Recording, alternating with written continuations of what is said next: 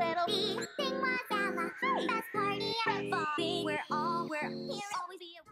Hey guys, Akami Girl here, and today I'm going to be bringing you an opening of some My Little Pony buildable vinyl figures. These figures were released by Tomy back in 2013 as part of their gacha line. So these figures are definitely not new by any means. In fact, I remember back in 2013 I was in a store in France and I actually found these same figures. It's kind of crazy that all these years later I'm opening up the same figures now. Now I know some of you might be asking, why am I opening up these figures in particular? Well, a friend of mine was looking to complete his collection of these figures and they actually still had these for sale on eBay. So I asked if it would be alright to open some of these up for a video, and he said sure. So here we are today, and we have 6 blind bags to open. So let's not waste any more time and get straight to the opening. So here's what the bags look like, and honestly, these feel extremely nostalgic. You have the classic G4 Pinkie Pie Vector on the left there, and of course, the old school G4 My Little Pony logo at the top. At the bottom it says buildable vinyl figures, and of course you're able to collect the entirety of the main 6. Unfortunately, the back of the packaging isn't too interesting. However, I love the fact you can still see some of Pinkie Pie here, and I love the design here that they use for these bubbles. They use these all over the G4 packaging, so it's really crazy to see them on here. All right, let's go ahead and get the first one opened up. And who do we have here? Oh, that tear strip is so satisfying. We have Applejack. Oh, and even more Applejack. So here's what the pamphlet looks like. Unfortunately, it's the same design as on the bag. And of course, here's Applejack. Let's go ahead and get her built.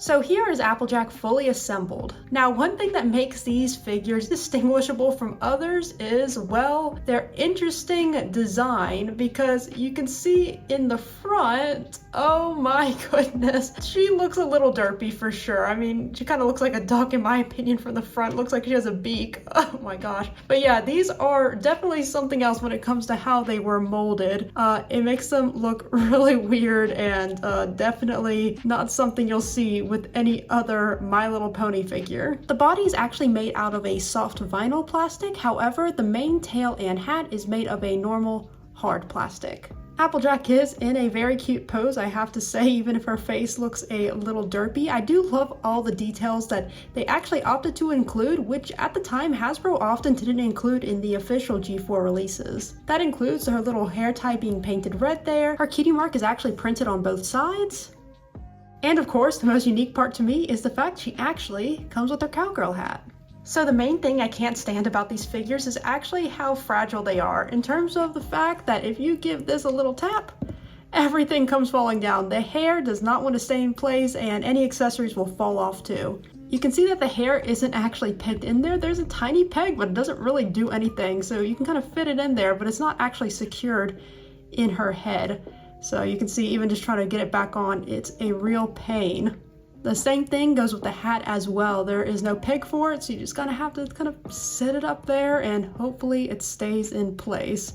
And 9 times out of 10, it doesn't. Lastly, these figures do actually have some articulation at the neck of all places, which is really random because you can see if you move her head, her hair is just gonna fall off. So I'm not really understanding the point of the articulation, because the only time it can work is if she doesn't have this hairpiece here. So that's definitely something. Okay, next bag. Let's see who we have in here. Let's at least get some different ones. Ooh, I think we have Twilight. Yes, we have Twilight here.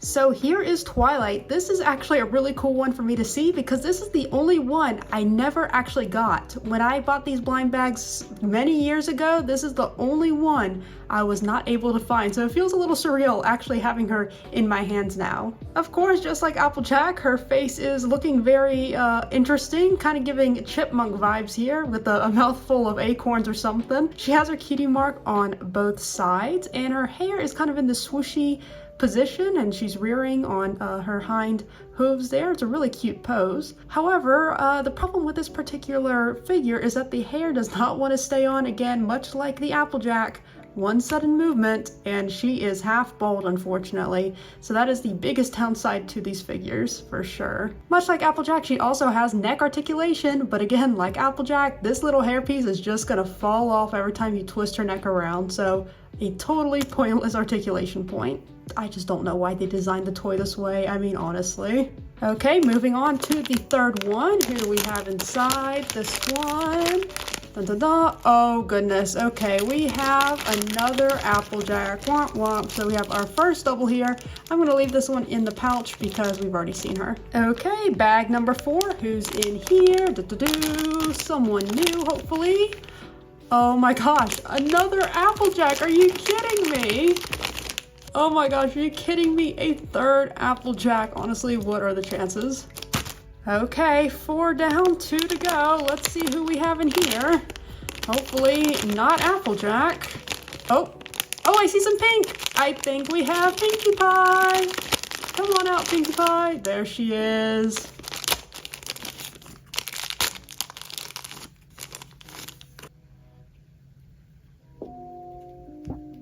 So here is Pinkie Pie, and here she is from the front. Dun, dun, dun. Still extremely derpy looking, but in my opinion, not as bad as Applejack or Twilight there. She just kind of looks mildly concerned. Her cutie mark is on both sides, just like the other figures, and I actually really love all the curl details in the mane, and especially the tail. Pinkie Pie's head can turn, and actually on this figure, her hair stays in place relatively well compared to the others. Alright Pinkie Pie, hop on out of here, and hopefully in the last bag, we'll have some good luck. Okay guys, here is the very last bag. Let's see who's inside. Hopefully a different one, a new one. Who can it be? We have Rainbow Dash. Let's see her. There she is, Rainbow Dash.